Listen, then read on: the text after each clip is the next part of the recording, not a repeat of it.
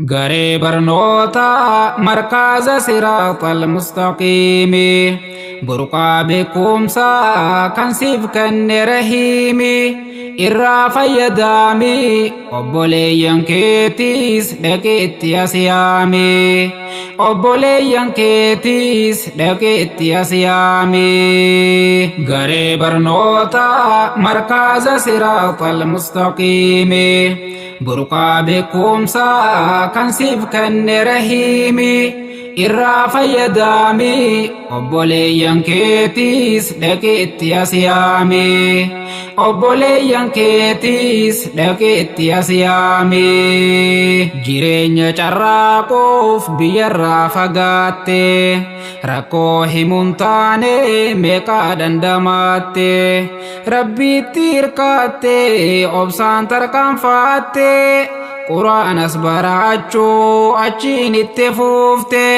seenaa galmeessite ijoolleen biyyaa baate keessattuu shamarran jiran biyya ambaa Quraana baruudhaan diiniif tahan abbaa dilii dur hojjatan firraa dhiqan toobaan dhiirarra caalanii dhagaahi siggaabaa.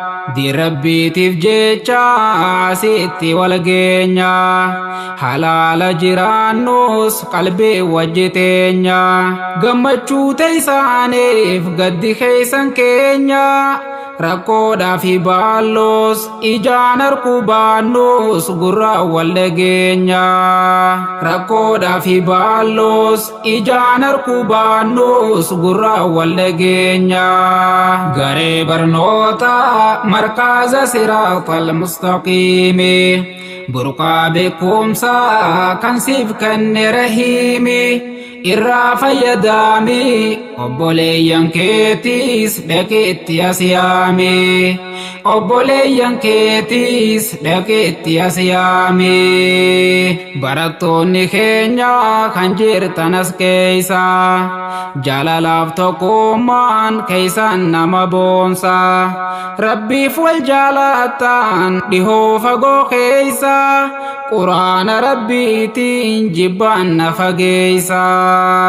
Ustaas Najjaasheetoo barsiisa asitti hajaa lubbuu isaa lakkisee lafaatti Quraana barsiisaa irkatee rabbiitti ammallee jabaadhoo gama fuulduraatti hamma dhayxee seentoo jannata rabbiiti hamma dhayxee seentoo jannata rabbiiti gargaarsa rabbiiti lubbuun har'a geeyse huruufaaf qur'aanaas baruusiif laaffise namoota hedduudha duraaniif galmeeyse obsaan barachuudhaaf sabrii dadhabsiise barnoota lakkise liftii qabachiise ammoo ati rabbiin asiisi hambise guyyaa eebba keetii ijaan si garsiise guyyaa eebba keetii ijaan si garsiise.